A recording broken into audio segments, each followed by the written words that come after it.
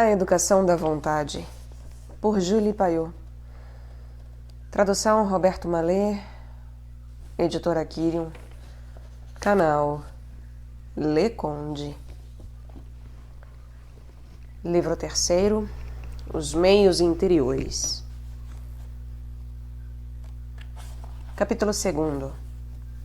O que é meditar e como meditar. Parágrafo 1º. Se a reflexão meditativa tem uma importância tão capital em nosso trabalho de libertação, é urgente entender como se deve meditar e examinar os recursos materiais, de certa forma, que o conhecimento das leis psicológicas e a experiência podem nos fornecer para esse exercício. Ainda uma vez, trata-se, para a reflexão meditativa, de despertar em nós poderosos movimentos de afeto ou de ódio, de provocar resoluções, de estabelecer regras de conduta, de escapar ao duplo turbilhão dos estados de consciência de origem interior e dos estados de consciência provocados pelo mundo exterior. A grande regra geral para refletir e meditar de uma forma útil decorre do exame mesmo da natureza do pensamento. Nós pensamos com as palavras. Como indicamos precedentemente, para pensar temos que nos desembaraçar das imagens reais, pois elas são pesadas, densas, de difícil manejo. Nós as substituímos por signos breves, fáceis de reter, fáceis de transmitir aos outros. Esses signos são geralmente palavras. Essas palavras associadas às coisas têm a propriedade de poder evocar essas coisas quando o quisermos, sob a condição de que a palavra tenha entrado na memória depois da experiência das coisas, ou pelo menos de que lhes tenhamos acrescentado a experiência das coisas. Infelizmente, aprendemos, quando somos crianças, primeiro as palavras, salvo no que concerne aos conhecimentos elementares, percepções simples, etc. E para a maioria dessas palavras, não tivemos o tempo, ou a possibilidade, ou a coragem de acrescentar à sua palha o grão das coisas. São espigas leves, ou mesmo vazias. Todos nós, sem exceção, temos um grande número dessas palavras na memória. Eu jamais ouvi um elefante barrir. A palavra barrir é para mim uma espiga vazia. O homem comum possui uma multidão dessas palavras. Alguém declara, por exemplo, para acabar com uma discussão, que a experiência já se pronunciou. Ele ignora absolutamente as condições necessárias para que uma experiência seja válida, e assim por diante. Se examinarmos as frases usuais que pronunciamos, ficaremos estupefatos com a vagueza de muitos dos nossos pensamentos e descobriremos que mesmo os mais inteligentes frequentemente falam como papagaios, sem que suas palavras correspondam a realidade alguma. Muito bem. Meditar é, de certa forma, bater a palha para fazer cair o grão. A regra que domina tudo aqui é sempre substituir as palavras pelas coisas. Não por uma imagem vaga e indeterminada das coisas, mas pelas coisas vistas minuciosamente em seus detalhes. Devemos sempre particularizar nosso pensamento, torná-lo concreto. Se o objetivo é, por exemplo, chegar à resolução de parar de fumar, examinaremos todos os inconvenientes de fumar, sem omitir nenhum, desde o escurecimento dos dentes até os 100 francos por ano que custa um único cigarro fumado depois do almoço. Consideraremos a tão justa observação de Tolstói de que o tabaco diminui a penetração do espírito. Tentaremos, num dia de perfeita lucidez intelectual, seguir uma sutil dedução filosófica e continuá-la depois, fumando. Perceberemos a dificuldade que temos, depois de ter fumado, de fixar o pensamento, de compreender. E outras experiências semelhantes nos convencerão de que o tabaco embota a fina ponta superior do espírito. Pensaremos, por outro lado, que o prazer de fumar é um desses prazeres físicos que logo extinguem-se, enquanto prazeres, e tornam-se um tirânico hábito. Pensaremos em todos os casos em que se pode sofrer com essa tirania. Com essas observações e outras ainda, daremos uma grande força à resolução que tomaremos nesses momentos de senhorio sobre si mesmo, de não mais fumar. Deveremos proceder da mesma maneira quanto aos detalhes das múltiplas satisfações que nos traz o trabalho. É também descendo aos mínimos detalhes da análise que chegaremos a dissipar as sugestões da linguagem, as ilusões da paixão, verificando meticulosamente as afirmações enganosas.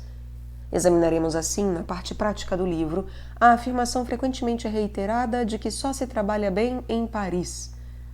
Enfim, é ainda pela observação detalhada que a previsão dos perigos que vêm de nossas paixões e de nossa preguiça poderá ser impecável, bem como a previsão dos perigos e dos recursos que vêm do ambiente social, das relações, da profissão, dos acasos, etc. Para ajudar-nos em nossas meditações, devemos evitar o ruído, recolher-nos, depois consultar os livros que tratem do assunto da atual meditação, reler nossas notas e, enfim, por um trabalho enérgico da imaginação, representar-nos de forma clara, precisa, concreta, todos os detalhes do perigo que corremos ou das vantagens desta ou daquela conduta. Não basta passar rapidamente por isso. É preciso ver, ouvir, sentir, tocar. É preciso, por uma intensa reflexão, fazer com que o objeto examinado nos seja tão presente quanto se realmente estivesse ali. Que digo, mais presente ainda, pois assim como a arte torna uma cena, uma paisagem mais lógica, mais íntegra e, portanto, mais verdadeira que a realidade, nossa imaginação deve também tornar o objeto da meditação mais claro, mais lógico, mais verdadeiro para nós do que ele o é na realidade e, portanto, mais vivo, mais capaz de influenciar. Parágrafo 2º. Há incontestáveis auxiliares para que nossas reflexões produzam todo o seu efeito. Ricos das experiências de seus predecessores, ricos das observações pessoais incessantemente verificadas pela confissão, os grandes diretores espirituais católicos, para os quais despertar na alma poderosas emoções é não um meio, como para nós, mas o fim supremo, mostram-nos como em psicologia as menores práticas têm importância. Não se pode assistir a uma cerimônia numa igreja sem ser penetrado de admiração pela ciência impecável que determinou seus menores detalhes. Por exemplo, numa cerimônia fúnebre, todos os gestos, todas as atitudes, todos os cantos, o órgão, a própria luz dos vitrais concorrem com uma lógica maravilhosa para transformar a dor dos parentes em grandes impulsos religiosos. Para quem assiste a tais cerimônias com uma fé sincera, a emoção chega a penetrar as mais íntimas profundezas da alma. Mas mesmo na igreja, essas cerimônias tão eficazes são uma exceção, e os diretores espirituais aconselham um certo número de procedimentos práticos muito eficientes para mover a alma. Sem falar dos retiros, e para nos ocuparmos apenas das práticas que eles aconselham individualmente, não podemos deixar de admirar o auxílio que pedem ao corpo para sustentar o moral. São Domingos inventou o rosário, avivando assim a meditação com uma ocupação manual e, de certa forma, com um jogo. São Francisco de Sales recomenda, sobretudo nos momentos de secura, que se recorra a atos exteriores, a atitudes próprias a sugerir certos pensamentos, as leituras, e também as palavras pronunciadas em voz alta. Pascal não fala constantemente em inclinar o autômato? O próprio Leibniz, em uma passagem pouco conhecida, diz, abre aspas, não posso concordar com o pensamento daqueles que, sob o pretexto de adorarem espírito e verdade, banem do culto divino tudo o que cai sob os sentidos, tudo o que excita a imaginação, desconsiderando assim a enfermidade humana. Não podemos nem fixar nossa atenção sobre nossas ideias interiores, nem gravá-las em nosso espírito, sem acrescentar-lhes alguns recursos exteriores, e esses signos são tanto mais eficazes quanto mais expressivos forem. Fecha aspas. Assim, aproveitando-nos da experiência, deveremos, na reflexão meditativa, quando não vier a inspiração, recorrer a leituras especialmente apropriadas ao nosso objetivo. Deveremos manter nossa atenção através de palavras pronunciadas em alta voz, o que, como vimos, é um meio seguro de violentar nossas representações e obrigá-las a obedecer-nos.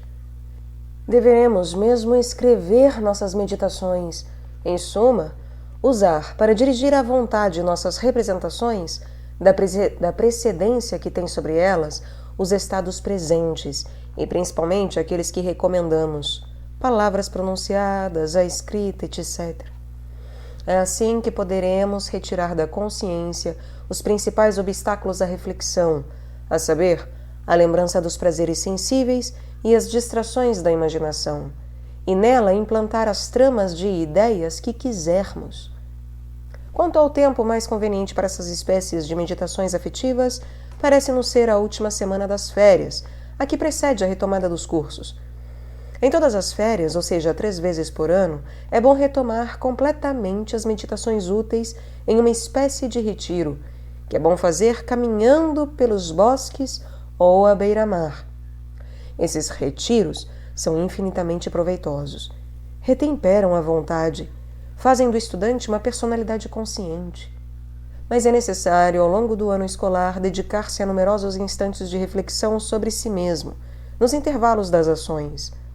À noite, ao ir dormir, ou ao acordar, ou nos momentos de repouso, em vez de deixar que as preocupações mesquinhas invadam a consciência, o que há de mais fácil que renovar as boas resoluções e dispor as ocupações e os recreios?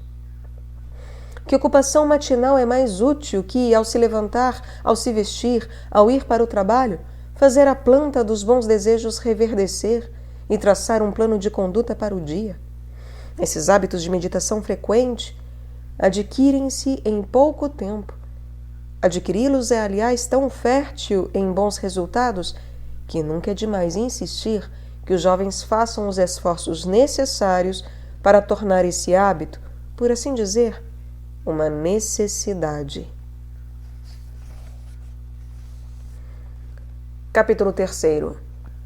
O papel da ação na educação da vontade. Parágrafo 1. A reflexão meditativa é indispensável, mas, isolada, é impotente. Ela une por uma ação comum as forças esparsas da alma. Ela dá o movimento, mas, assim como os mais potentes ventos em alto mar sopram inutilmente se não encontram uma vela para enfunar e impelir, também as mais vigorosas emoções parecem estéreis se cada um de seus movimentos não capitaliza algo de sua energia em nossa atividade.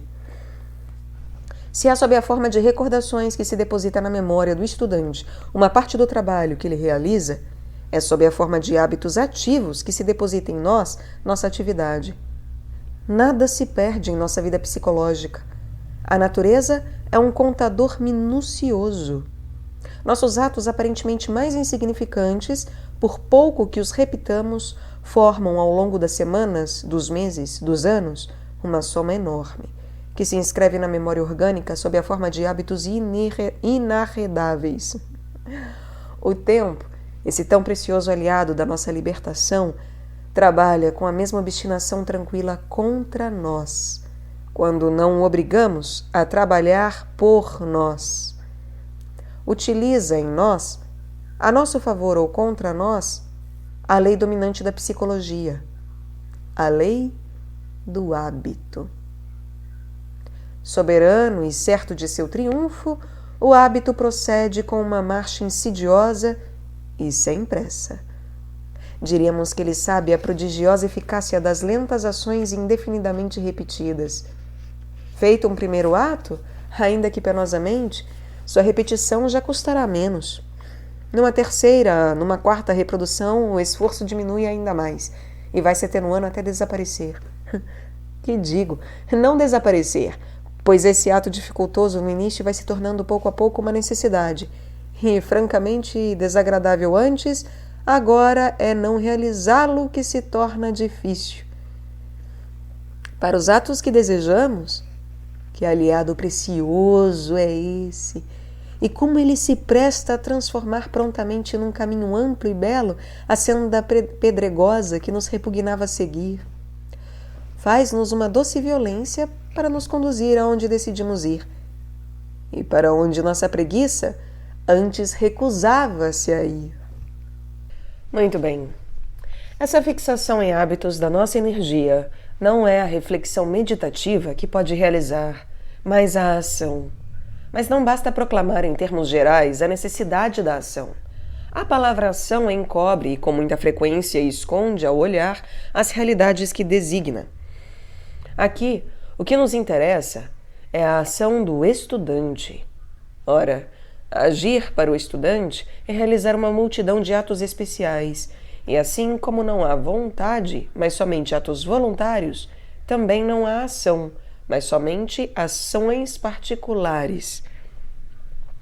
Agir para o estudante de filosofia, por exemplo, é levantar-se às 7 horas e ler com uma penetrante atenção tal capítulo de Leibniz ou de Descartes. É tomar notas, etc. Ler também inclui uma grande quantidade de esforços de atenção sucessivos. Agir é ainda repassar as notas, apreendê-las de todo o coração. É pesquisar os materiais de uma dissertação, ordenar seu plano geral, depois o plano de cada parágrafo. É meditar, pesquisar, corrigir, etc. Raras são na vida as ocasiões de realizar ações estrondosas. Assim como uma excursão ao Monte Branco é feita de miríade de passos, de esforços, de saltos, de incisões no gelo, também a vida dos maiores sábios é feita de longas séries de pacientes esforços. Agir é, portanto, realizar milhares de pequenas ações. Bossuet, que foi um admirável diretor espiritual, abre aspas, aos grandes esforços extraordinários a que se chega por grandes arroubos e de onde se cai numa queda profunda, fecha aspas, preferia, abre aspas, os pequenos sacrifícios que são às vezes os mais mortificantes e os mais extenuantes, os ganhos modestos, mais seguros, os atos fáceis, mais repetidos e que se tornam hábitos insensíveis. Basta pouco a cada dia, se a cada dia realizamos esse pouco. Fecha aspas. Com efeito, o homem corajoso não é aquele que realiza corajosamente todos os atos da vida. É o aluno que, apesar da repugnância, obriga-se a levantar para procurar uma palavra no dicionário, que acaba sua tarefa, apesar do desejo de descansar, que termina a leitura de uma página tediosa. É nessas 1000 ações aparentemente insignificantes que se tempera a vontade. Todas as obras fazem crescer. Devemos, na falta de grandes esforços, realizar a toda hora os pequenos, excelentemente e com amor. Qui spernit modica, paulatim decidit. O que despreza as coisas pequenas, pouco a pouco cairá. A grande regra aqui é escapar sempre, até nas mínimas ações, à vassalagem da preguiça, dos desejos e das influências exteriores. Devemos mesmo buscar as ocasiões de alcançar essas pequenas vitórias. Chamam-lhe quando está trabalhando, e você experimenta um sentimento de revolta. Levante-se sem demora, obrigando-se a ir vigorosa e alegremente aonde foi chamado. Antes da aula, um amigo convida-o para passear. Faz um belo dia. Vá vigorosamente trabalhar. A vitrina daquela livraria atrai-o na hora do trabalho. Vá para o outro lado da rua e caminhe rapidamente. É por essas crucifixões que se habituará a triunfar sobre suas inclinações, a ser ativo em toda parte e sempre. mesmo quando dorme ou passeia, que seja porque escolheu esse repouso. É assim que nos bancos do liceu, estudando, a criança aprende uma ciência mais preciosa que o latim ou as matemáticas que deve saber. A ciência do autodomínio, de lutar contra a desatenção, contra as dificuldades desanimadoras, contra o tédio das pesquisas no dicionário ou na gramática, contra o desejo de perder o tempo sonhando. E por uma consequência consoladora, ocorre que os progressos realizados no estudo estão sempre, digam o que disserem, em razão direta com os progressos realizados nessa obra de domínio sobre si mesmo. Tanto é verdade que a energia da vontade é ao mesmo tempo a mais preciosa das conquistas e a mais fecunda em boas consequências. E por que esses pequenos esforços têm tanta importância? É que nenhum deles se perde. Cada um dá sua parcela à formação do hábito. Cada um torna os próximos atos mais fáceis. Nossas ações agem sobre nós, criando hábitos em nós. O hábito de prestar atenção, o hábito de dedicar-se vigorosamente ao trabalho, o hábito de não levar em conta as solicitações dos desejos mais do que se leva em conta os zumbidos das moscas.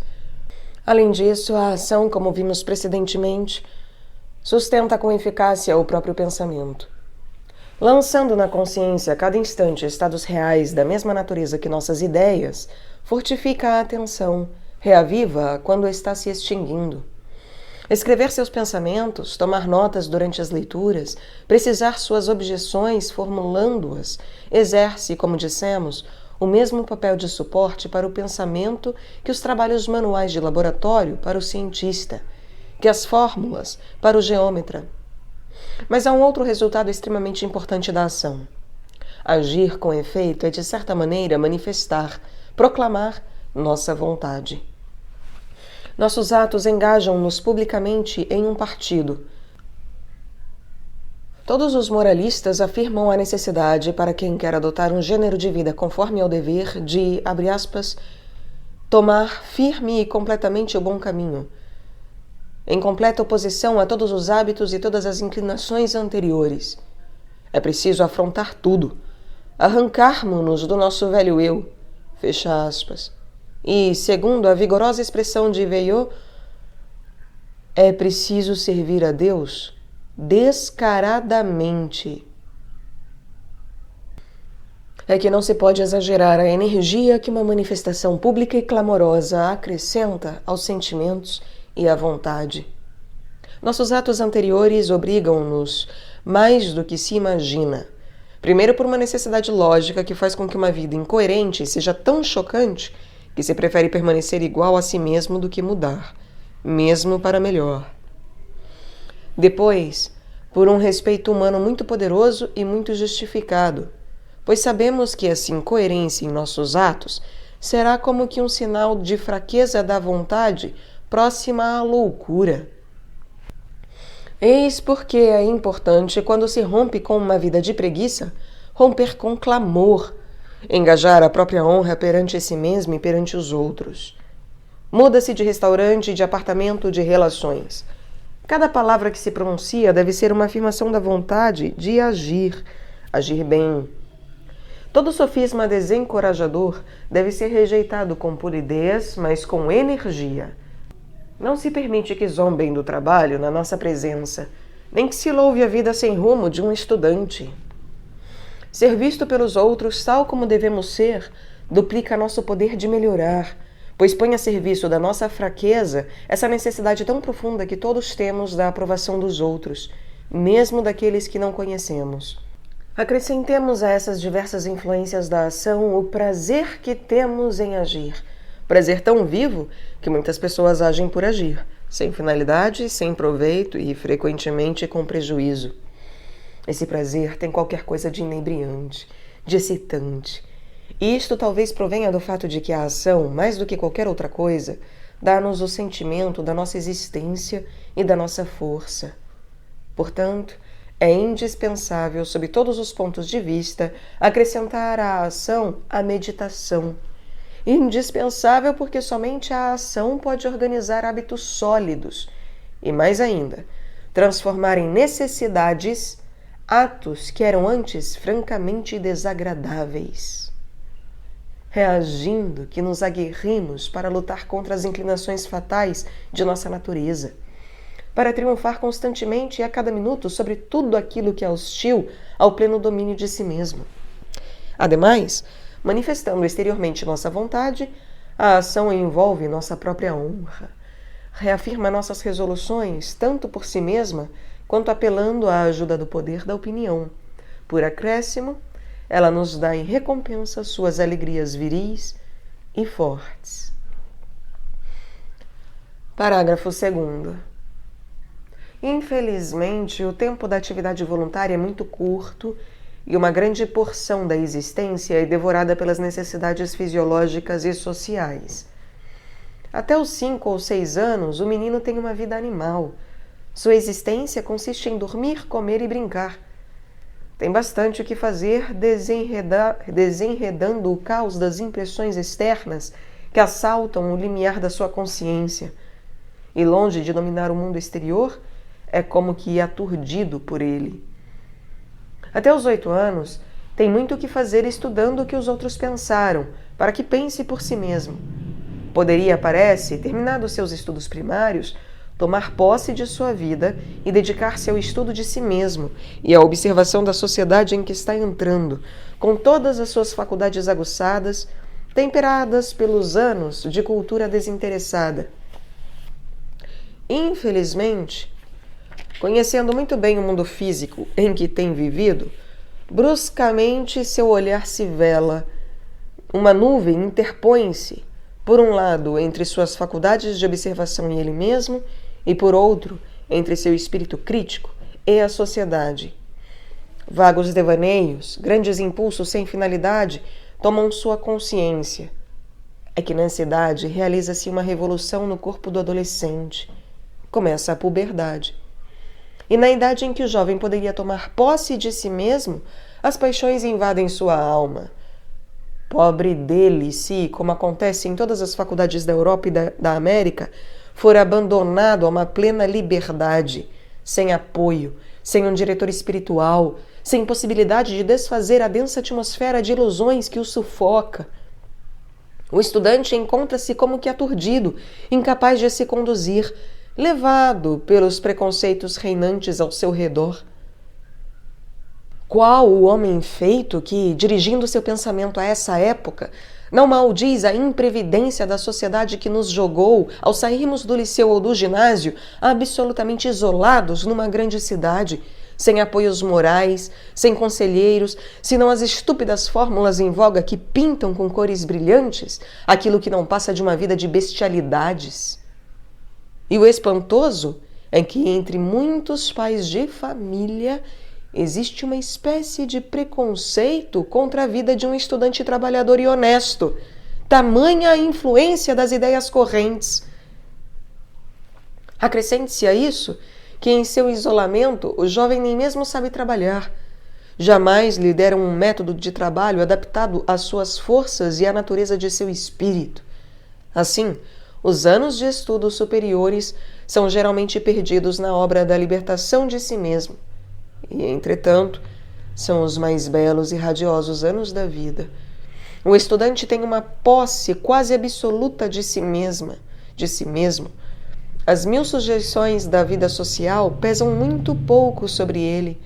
Não carrega ainda ao pescoço a coleira do ofício, da carreira a seguir.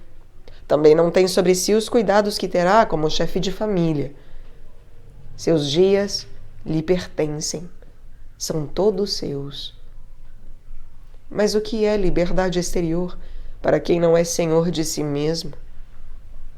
Você manda em tudo aqui, poderíamos dizer, menos em si mesmo. E os dias escoam frequentemente estéreis. Aliás, mesmo nessa plena liberdade, as fatalidades da existência roubam muito tempo.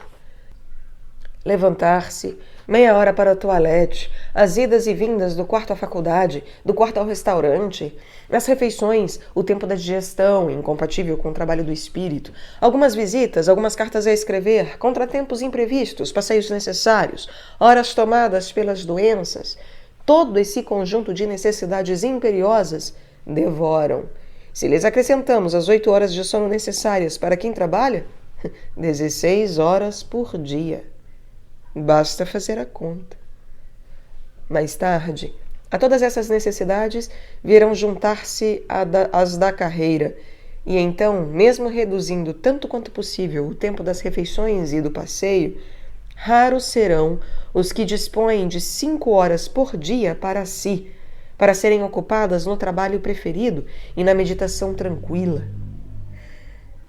Por outro lado, se do trabalho total subtraímos o tempo das pesquisas nos livros, o tempo usado para copiar, para escrever e mesmo o tempo usado para respirar, durante o qual o esforço não é possível, veremos como é exíguo o tempo de esforço real do espírito.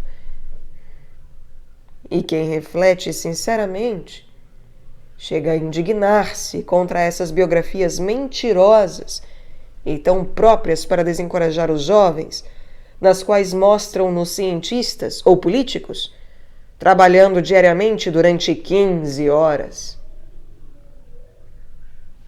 Felizmente, como observa Bossuet uma passagem que já citamos, pouco basta para cada dia, se a cada dia realizamos esse pouco. Continuamos o caminho, mesmo num passo mais lento, se não estamos parados. O importante para o trabalho intelectual é, não digo a regularidade, mas a continuidade. O gênio é uma longa paciência, já disse alguém. Todos os grandes trabalhos foram realizados pela paciência perseverante.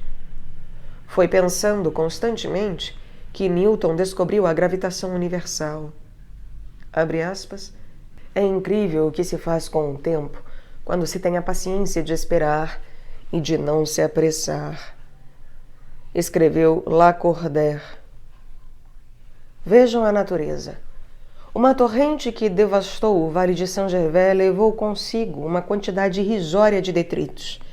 Ao contrário, a lentação dos gelos e das chuvas, a marcha quase imperceptível das geleiras, desagregam a cada ano pedra a pedra. Poderíamos dizer as paredes rochosas, e derramam nos vales prodigiosas massas de aluviões. Uma torrente que carrega cascalhos desgasta dia a dia o granito sobre o qual corre e chega, ao longo dos séculos, a cavar na rocha gargantas de grande profundidade. Acontece o mesmo com as obras humanas. Todas procedem por acumulação de esforços tão pequenos que, considerados em si mesmos, parecem não ter proporção alguma com a obra realizada. A Gália, outrora coberta de florestas e de pântanos, foi cultivada, atravessada por estradas, canais, caminhos de ferro, semeada de vilas, de cidades, graças a miríades de esforços musculares insignificantes em si mesmos.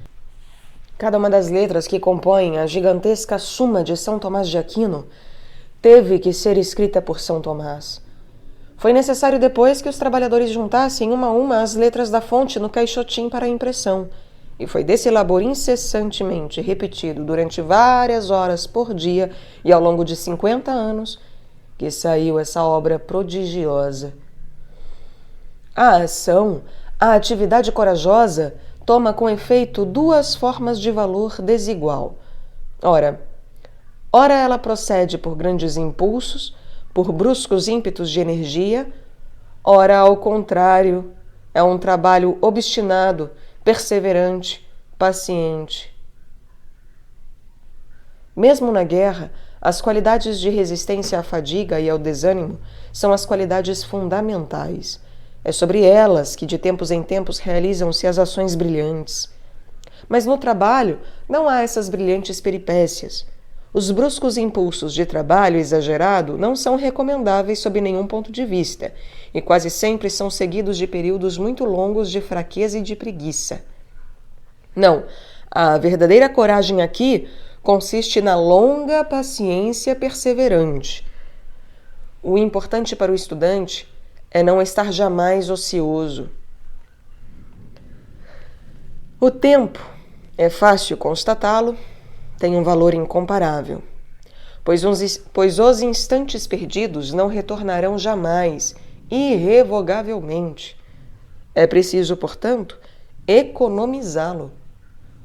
Mas não sou de maneira alguma partidário dessas regras rigorosas, desses empregos do tempo com tabelas muito bem estruturadas, nas quais o uso das horas é fixado antecipadamente. É raro alguém segui-los exatamente, e nossa preguiça é muito hábil para criar raciocínios aparentes, servindo-se deles como desculpa para não fazer nada nas horas que não foram programadas para o trabalho. Os únicos momentos que se respeita escrupulosamente são os dedicados ao repouso, ao passeio. E, por outro lado, a impossibilidade de restringir-se a seguir as regras no detalhe fixado habitua demasiadamente a vontade a se ver derrotada em seus esforços. E esse sentimento de que nessa luta somos e seremos sempre vencidos pela regra é muito propício para produzir o desânimo. Por outro lado, acontece com frequência que se está mal disposto para o trabalho nas horas fixadas para ele e bem disposto nas horas reservadas ao passeio. No trabalho intelectual, é preciso mais liberdade e mais espontaneidade. E o objetivo a alcançar nessa educação de nossa energia não é a obediência estrita às ordens de um comandante prussiano. Não, com certeza não. O objetivo que o estudante deve se propor é absolutamente outro. Tratar de ser ativo sempre e em todo lugar. Não há horários para essa tarefa, porque todos os momentos lhe são propícios. Ser ativo é sair da cama de manhã corajosamente, é fazer rápida e vigorosamente a toilette, é colocar-se sem demora, sem permitir que nenhuma preocupação estranha penetre no espírito, à mesa de trabalho. Ser ativo no trabalho é jamais ler passivamente, é fazer um constante esforço. Mas também é ser ativo erguer-se resolutamente para dar um passeio, sair para visitar um museu quando se sente que a reserva de força nervosa está acabando e os esforços deixando de ser fecundos, pois é uma grande tolice perseverar muito tempo em esforços estéreis que esgotam e desanimam. Temos que saber aproveitar esses instantes de descanso para visitar as exposições de quadros, para as conversações com amigos inteligentes, etc. Pode-se ser ativo comendo, esforçando-se para mastigar os alimentos de maneira a evitar que o estômago tenha uma sobrecarga de trabalho. A grande miséria do estudante são esses momentos de inércia, de não querer, estupidamente desperdiçados numa preguiça vergonhosa. Leva horas para fazer a toilette, perde as manhãs bocejando, folheando indolentemente um livro, depois outro. Não toma nenhuma atitude clara, nem a de francamente não fazer nada, nem a de trabalhar.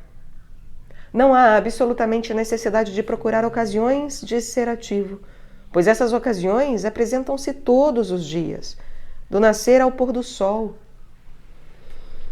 O principal meio de chegar a esse domínio da própria energia é jamais dormir sem fixar precisamente a tarefa que se deve fazer no dia seguinte. Não falo aqui da quantidade de trabalho, pois podemos aplicar a essa medida exata o que dissemos há pouco sobre o emprego do tempo. Falo somente da sua natureza. Assim, pela manhã, ao acordar, ao tomar subitamente posse de seu próprio espírito, obrigamo-lo, sem lhe dar tempo para distrair-se, a dedicar-se imediatamente à tarefa, mesmo durante a toilette, e conduzir o corpo para a mesa de trabalho e tomar a pena na mão sem dar-lhe tempo para resistir. Por outro lado, se durante o passeio, se durante uma leitura, surge na consciência um remorso de estar ocioso, se nos sentimos tocados pela graça, se constatamos que um bom movimento surgiu na alma, devemos imediatamente aproveitá-lo. Não devemos imitar aqueles que, na sexta-feira de manhã, decidem heroicamente que a partir de segunda-feira, sem falta, começarão a trabalhar. Se não começam logo, sua pretensa resolução não passa de uma mentira para si mesmos, de uma pobre veleidade impotente. É preciso, como diz Leibniz, aproveitar os bons movimentos, como de um apelo da voz de Deus. Desperdiçar esses bons movimentos, frustrá-los adiando sua execução para mais tarde, não aproveitá-los imediatamente para criar bons hábitos e para fazer nossa alma experimentar as viris alegrias do trabalho, de forma a aguardar seu sabor, é o maior crime que se pode fazer contra a educação da energia. Uma vez que a finalidade não é adequar a atividade a um regulamento, mas agir vigorosamente sempre e em todo lugar, é preciso aproveitar os quartos de hora e os minutos. Ouça o que o filho de Darwin disse sobre ele. Abre aspas. Um traço de seu caráter era seu respeito pelo tempo. Jamais esquecia como ele é uma coisa preciosa. Economizava os minutos. Não perdia jamais os minutos que se apresentavam a ele, imaginando que não valia a pena pôr-se a trabalhar. Executava tudo rapidamente, com uma espécie de ardor contido. Fecha aspas. Esses minutos, esses quartos de hora que quase todos perdem tão tolamente sob o pretexto de que não vale a pena começar alguma coisa, acabam no final de um ano formando uma soma enorme. Foi Aguesseau, se não me engano, que, como o desjejum jamais era servido na hora, apresentou um dia à sua mulher, como aperitivo, um livro escrito durante os quartos de hora em que esperara. É tão fácil enclausurar o espírito por 5 ou 10 minutos a ler com fervor um parágrafo, ou continuar um trabalho com algumas linhas, ou copiar uma passagem, ou rever o quadro de matérias de suas notas e de suas leituras. Portanto, tem razão quem diz que o tempo nunca falta para quem o sabe usar. Como é justa a observação de que são precisamente os que têm mais lazeres que têm menos tempo para fazer o que devem. Tanto isto é verdade que lamentar-se de não ter tempo para trabalhar é confessar que se é um fraco e que se tem horror ao esforço.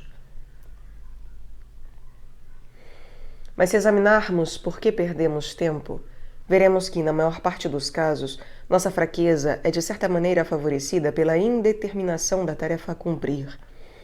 É uma experiência constante para mim que, se antes de dormir não vejo claramente minha tarefa do dia seguinte, minha manhã é infrutuosa. Não se deve jamais estabelecer um objetivo geral, jamais dizer amanhã eu trabalharei, nem mesmo amanhã começarei a estudar a moral de Kant. É preciso sempre estabelecer uma tarefa clara e específica, como amanhã começarei resolutamente e do seu começo a leitura da Crítica da Razão Prática de Kant, ou estudarei e resumirei certo capítulo de Fisiologia. A esse preceito de sempre fixar claramente a tarefa, é preciso acrescentar o de sempre terminar, e de terminar conscienciosamente o que se começou, a fim de não ter que retornar a isso. Não ter jamais necessidade de retomar um trabalho, fazer com que tudo o que façamos seja definitivo, é uma economia de tempo extraordinária. É assim que o estudante deve fazer suas leituras solidamente, energicamente, que deve resumi-las por escrito, copiar, se preciso, os extratos que prevê que lhe poderão ser úteis e logo organizar suas notas sob os títulos de seu quadro de matérias que lhe permitirão encontrá-las quando quiser. De maneira que jamais, a não ser no caso de um livro de cabeceira, ele tem a necessidade de recomeçar uma leitura. Caminha-se lentamente assim, mas, como não se dá um passo adiante sem ter definitivamente assegurado os passos anteriores, jamais se terá que recuar e, com um andamento lento, mas firme e contínuo, avança-se, e mesmo como a tartaruga da fábula, chega-se antes da lebre, mais ágil e menos metódica. Em nossa opinião, não há regra mais essencial para o trabalho. Ag quod agis. Fazer cada coisa no seu tempo, a fundo, sem pressa, sem agitação. O pensionário Witt dirigia todos os negócios da República e ainda encontrava tempo para a vida social e para jantar bem acompanhado. Perguntaram-lhe como conseguia achar tempo para terminar negócios tão múltiplos e ainda para se divertir. Não há nada mais fácil, respondeu. Basta apenas fazer uma coisa de cada vez e jamais deixar para amanhã o que pode ser feito ainda hoje. Lord Chesterfield recomendava a seu filho que não perdesse tempo, nem no banheiro, e citava-lhe como exemplo um homem que levava para o banheiro algumas páginas de uma edição vulgar de Horácio, que depois jogava no fosso como um sacrifício à Cloacina. Sem levar a economia a esse extremo, é certo que a utilização de todos os instantes a favor de um único objetivo é de uma grande fecundidade. Uma atividade que não sabe dobrar-se à lei de só fazer uma coisa de cada vez é uma atividade desordenada, desprovida de unidade, esvoaça de objeto em objeto, e talvez seja pior que a ociosidade, pois a ociosidade causa desgosto por si mesma, enquanto essa agitação, por sua esterilidade, acaba causando um desgosto pelo trabalho. Substitui a tão forte alegria da tarefa que avança o desconforto, a perturbação, o desencorajamento produzido pelas múltiplas tarefas sem acabamento. São Francisco de Sales via nessas perpétuas mudanças uma artimanha do diabo. Não se deve, disse ele, seguir vários exercícios ao mesmo tempo, abre aspas, pois com frequência o inimigo trata de fazer-nos entrepreender e começar vários projetos a fim de que, esmagados por tantas tarefas, não completemos nada e deixemos tudo imperfeito. Às vezes, chega a sugerir à vontade que tente começar alguma excelente tarefa, a qual ele prevê que não terminaremos, para desviar-nos de empreender uma menos excelente que teríamos facilmente completado. Fecha aspas. Por outro lado, como já observei muitas vezes, são as coisas começadas e não acabadas que nos fazem perder mais tempo. Elas deixam como que um mal-estar, análogo ao que sucede a uma longa busca da solução de um problema que, por fim, não chega a nenhum resultado. Experimenta-se um descontentamento. O assunto abandonado vinga-se de nosso desprezo, voltando a nosso espírito, atrapalhando os outros trabalhos, pois a atenção excitada não encontrou sua legítima satisfação. Ao contrário, o trabalho realizado fielmente deixa o espírito contente e, de certa forma, o apetite satisfeito. O pensamento fica isento dessa preocupação e está livre para dedicar-se a novas ocupações. O que vale para um trabalho interrompido, vale também para um trabalho que se deve fazer e não é feito. Temos, por exemplo, o claro sentimento de que devemos escrever uma carta e não a escrevemos. Os dias passam. Esse pensamento é conservado como um remorso que se vai exasperando. Ainda assim, a carta não é escrita. A obsessão torna-se tão forte que resolvemos escrevê-la. Isso feito, já não nos vem nessa hora tardia a alegria que dá uma tarefa bem realizada. Façamos, portanto, cada coisa no momento em que deve ser feita e façamo-la de todo o coração. Parágrafo 3º. Quando está consolidado num jovem esse importante e fecundo hábito de se decidir resolutamente, de agir sem uma agitação febril, franca, simples e sinceramente, não há destino intelectual tão alto que não possa ser almejado. Se ele tem algumas ideias novas ou se vê questões antigas de uma forma nova, aprofundará essas ideias no pensamento ao longo de 8 ou 10 anos de trabalho contínuo. Elas atrairão para si centenas de imagens, de comparações, de similitudes ocultas para todos. Elas organizarão esses materiais, vão se nutrir com eles, fortificar-se e crescer. E como da semente de carvalho surgem magníficas árvores, desses pensamentos fecundados pela atenção durante anos, surgirão vigorosos livros, que serão para as pessoas de bem, em sua luta contra o mal, o que são para os soldados os toques de clarim, instigando ao ataque.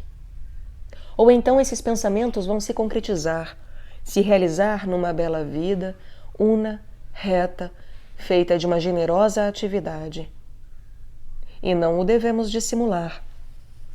Se tivermos a grande felicidade de poder chegar à vida da inteligência, esta aristocracia que a instrução nos confere é tão mortamente odiosa quanto a aristocracia do dinheiro, se não nos fizermos perdoar por essa superioridade intelectual, pela superioridade da vida moral. Todos vocês que, saindo do ensino secundário, tornaram-se estudantes de direito, das ciências, das letras, da medicina, têm o dever de ser os mais ativos, os mais perseverantes benfeitores daqueles que estão limitados a ganhar durante sua vida, sem poder lançar um olhar para além da hora presente.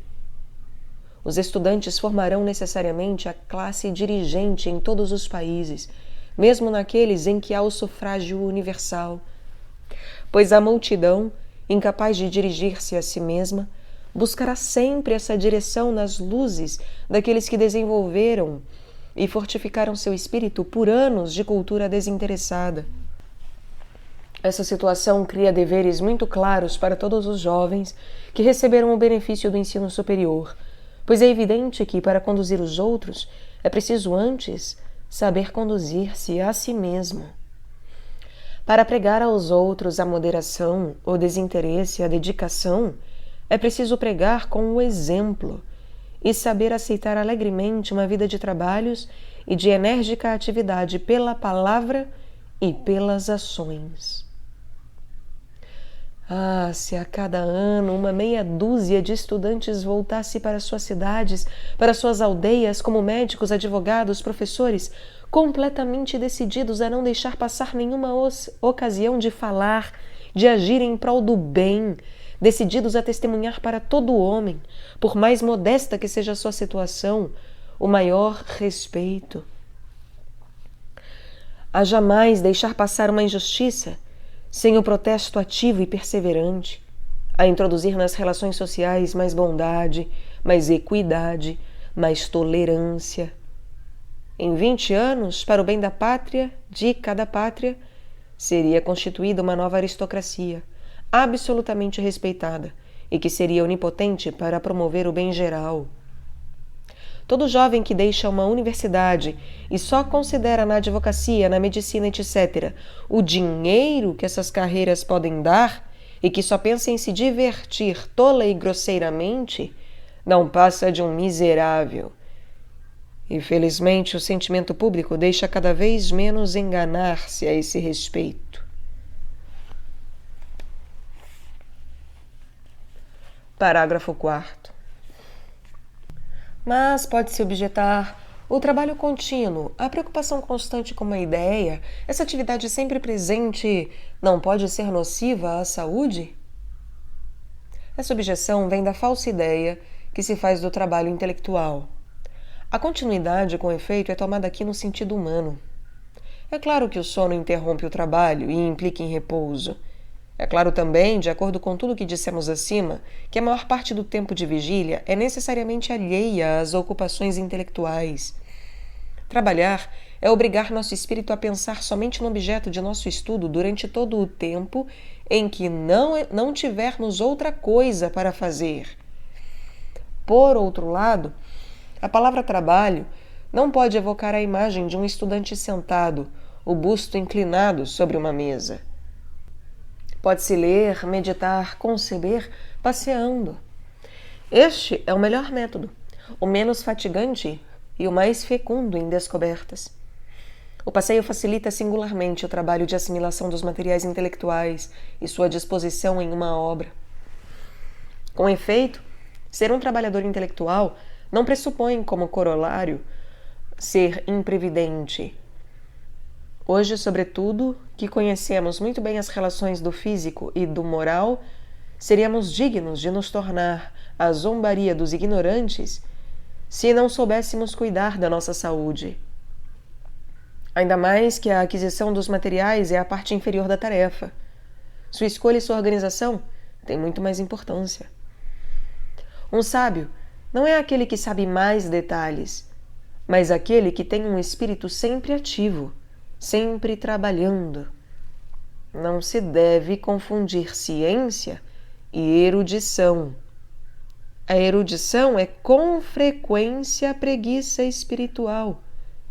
A erudição é com frequência preguiça espiritual.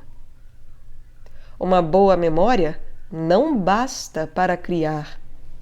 É preciso que o espírito domine os materiais e que estes não o obstruam. Embora seja certamente de muito bom tom parecer adoentado por tanto trabalhar, embora isto pareça honrar nossa vontade, devemos reconhecer que é necessário provar que o trabalho em si mesmo é a causa da nossa debilidade. E essa prova é impossível. Seria preciso contabilizar todas as outras causas de enfraquecimento, empreendimento absurdo, e, digamos resolutamente, nunca saberemos se o que se atribui ao trabalho não venha, por exemplo, da sensualidade. Não creio que seja frequente encontrarmos na escola jovens e mais tarde estudantes perfeitamente ajuizados, sobrecarregados de trabalhos. A única sobrecarga na cidade, infelizmente, é causada pelos hábitos viciosos. Descontada a parte da sensualidade nesse lamentável desgaste, se houver alguma sobrecarga, ela vem das decepções, da inveja, dos ciúmes e, principalmente, do amor próprio doentio, hiperestesiado, provindo de uma visão falsa do nosso lugar no mundo e de um sentimento exagerado da nossa personalidade.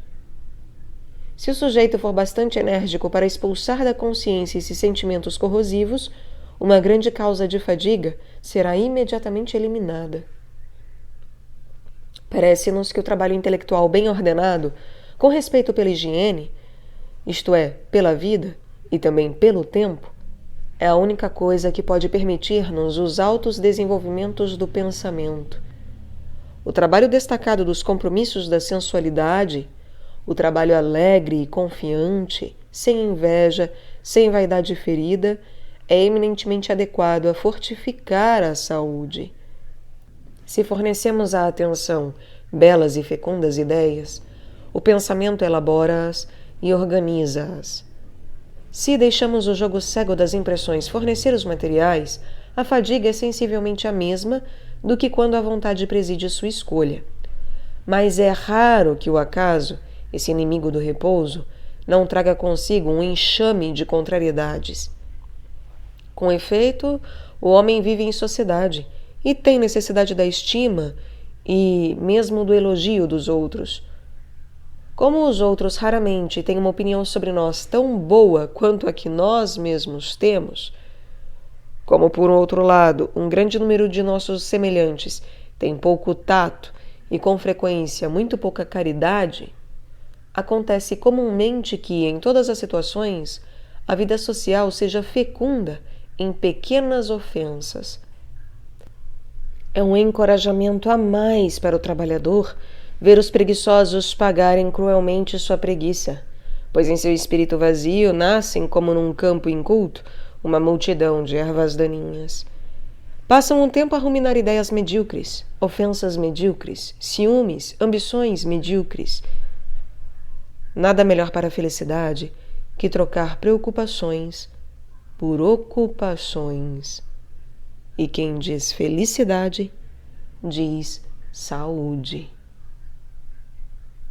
Nada melhor para a felicidade que trocar preocupações por ocupações.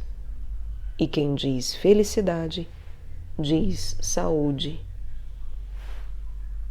A verdade é que o trabalho é a lei profunda da humanidade e que todo aquele que nega essa lei renuncia ao mesmo tempo a todas as alegrias elevadas e duráveis. Acrescentemos a essas observações que o trabalho disperso, sem método, esgota e que se atribui ao trabalho em si mesmo o que provém de uma falsa direção do trabalho. O que esgota é a multiplicidade de ocupações, nenhuma das quais traz consigo a alegria repousante das tarefas terminadas. O espírito estendido em diversas direções tem em cada trabalho como que uma surda inquietude. São os trabalhos deixados em estado de esboço que produzem a ruminação intelectual mais desagradável.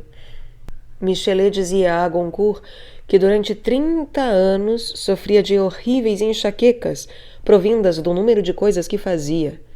Resolveu então não ler mais livros, mas escrevê-los. Abre aspas. A partir desse dia, ao me levantar, sabia claramente o que tinha para fazer, e colocando meu pensamento em um só objeto de cada vez, fui curado. Fecha aspas. Nada mais verdadeiro. Querer executar várias obras ao mesmo tempo certamente provoca fadiga. Adi codi adis. Façamos a fundo o que estamos fazendo. Este não é somente o meio de caminhar depressa, como já vimos, mas é o meio seguro de evitar a fadiga e de colher as amplas alegrias das tarefas levadas a bom termo. Parágrafo 5º. Em suma, se a meditação desperta na alma poderosas emoções, ela não pode capitalizá-las sob a forma de hábitos. Ora, a educação da vontade é impossível sem a criação de excelentes e sólidos hábitos. Sem eles, nossos esforços teriam que sempre recomeçar. Somente eles permitem fixar nossas conquistas e prosseguir adiante. Ora, esses hábitos, agora o sabemos, somente a ação pode criar. Para agir, é preciso realizar corajosamente cada uma das pequenas ações que concorrem para alcançar uma finalidade. A ação fixa o pensamento, engaja-nos publicamente num partido, produz uma profunda alegria. Infelizmente, o tempo da atividade, já tão curto, é ainda diminuído pela falta de método do estudante em seu trabalho. Apesar disso, como já dissemos, basta pouco para cada dia, se a cada dia realizamos esse pouco. A paciência dos esforços incessantemente renovados produz resultados prodigiosos. É, portanto, o hábito da atividade incessante que o estudante deve adquirir. Para tanto, ele deve fixar toda a noite a tarefa do dia seguinte, aproveitar de todos os seus bons movimentos, terminar todo o trabalho começado, fazer uma só coisa de cada vez e não desperdiçar nenhuma parcela de seu tempo. Tais hábitos lhe permitirão esperar os mais altos destinos e lhe darão as condições para pagar à sociedade a dívida de reconhecimento que os benefícios que dela recebeu obrigam-no a reconhecer. O trabalho assim compreendido não pode jamais ser uma sobrecarga. A fadiga que se atribui ao trabalho provém, de fato, quase sempre, dos excessos da sensualidade, das inquietudes, das emoções egoístas, de um mau método. O trabalho bem compreendido, o hábito dos pensamentos nobres e elevados só fazem fortificar a saúde, se é verdade que uma condição fisiológica excelente é feita de calma, tranquilidade, felicidade.